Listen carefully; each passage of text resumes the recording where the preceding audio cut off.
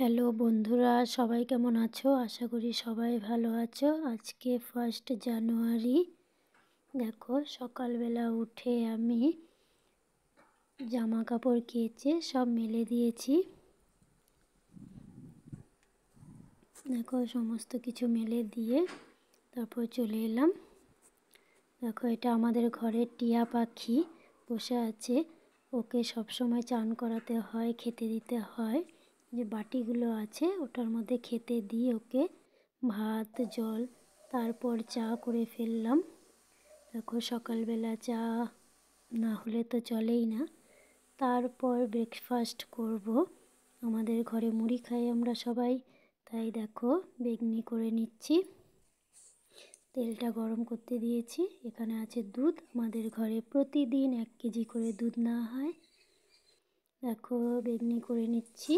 বেগনিগুলো করে নিয়ে তারপরে সবাই মুড়ি খাবো। কিন্তু আমি মুড়ি খাবো না, আমি খাবো সেন্টারের খাবার। আমার জন্য আনবে সেন্টারের ভাত। দেখতে পাবে, স্কিপ না করে দেখতে থাকো, তাহলেই বুঝতে পারবে সবাই। দেখো বন্ধুরা, এই দেখো আমার সমস্ত বেগনিগুলো হয়ে গেছে। এরপর সবাই মুড়ি খাবো। দেখো, সেন্টারে আজকে সেদ্ধ ডিম দেয়নি, কাঁচা ডিম দিয়েছে, তাই ডিমটা আজকে ভেজে নিচ্ছি আমি।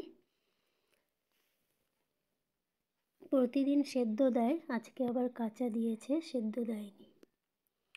দেখো, আমার ডিমটা ভাজা হয়ে গেছে।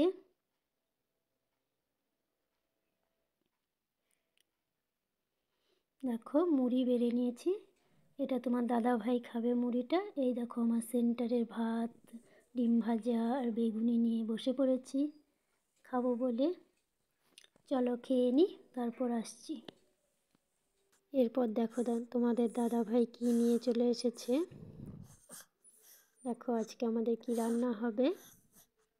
আজকে 1 জানুয়ারি, তার জন্য দেখো তোমাদের দাদা ভাই চিকেন নিয়ে চলে এসেছে।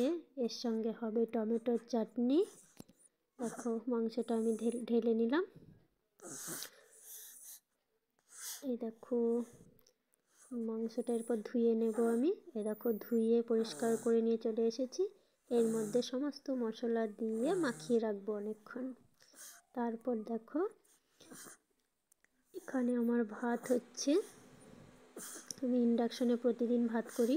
এই দেখো, মাংসটা মাখিয়ে রেখে দিয়েছি, এটা ঢাকা দিয়ে রেখে দেবো অনেকক্ষণ। তারপরে দেখো, আলু ভাজা হচ্ছে। আলুগুলো লাল লাল করে ভেজে নিই আমি।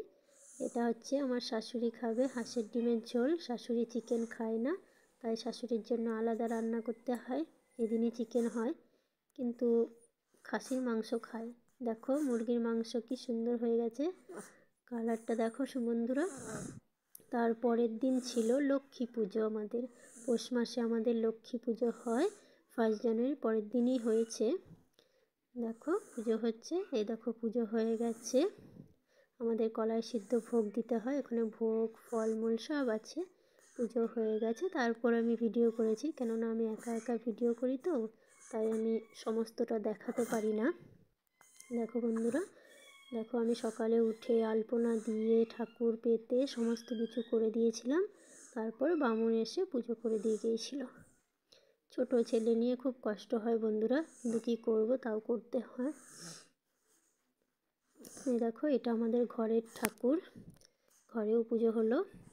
তো বন্ধুরা, তারপর আমি করে ফেলেছিলাম রাত্রিবেলায় পরোটা।